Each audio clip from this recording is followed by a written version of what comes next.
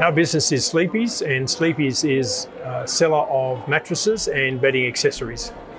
Sleepy's is located up and down the east coast of Australia, including Tasmania. We're not in WA or the Northern Territory. I love the variance or the variation in the role.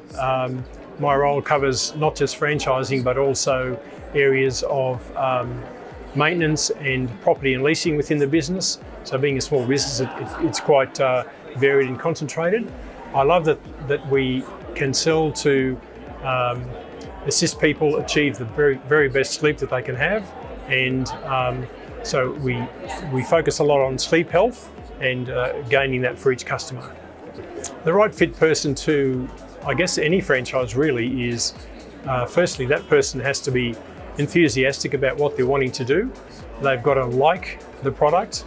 Often people say to us, I had no idea that I would ever be selling mattresses, but until they understand the product and understand the benefit of sleeping on a great bed, you don't have that same appreciation until you understand and learn that. A common misconception, I think, is that it's not a sexy business, if I can call it that.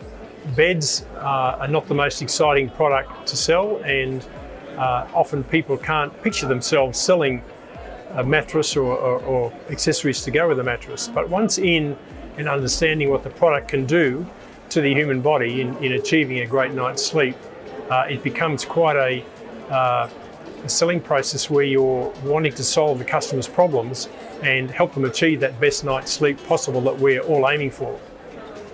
My advice for anyone going or wanting to go into a business for themselves is really understand the product and understand what you're getting yourself in for.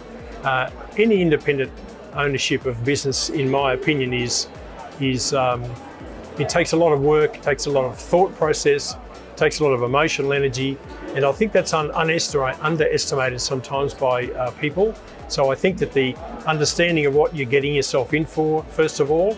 Secondly, know the product and be really prepared to be able to sell that product as well. As always, our focus is to get the best from each of our franchise businesses as well as our company stores.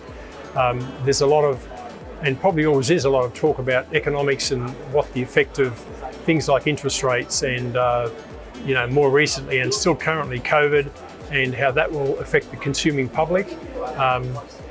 In some ways there's a lot of change, in other ways there's no change at all. These things are upon us pretty much all the time, so you've got to stay in front of that. But your aims and your goals shouldn't change. If your goals are to grow the business and grow the profit of franchisees within the business, that should not change. All that may change is what comes at you from left field, and that you've got to address that on a day-to-day basis as you move forward.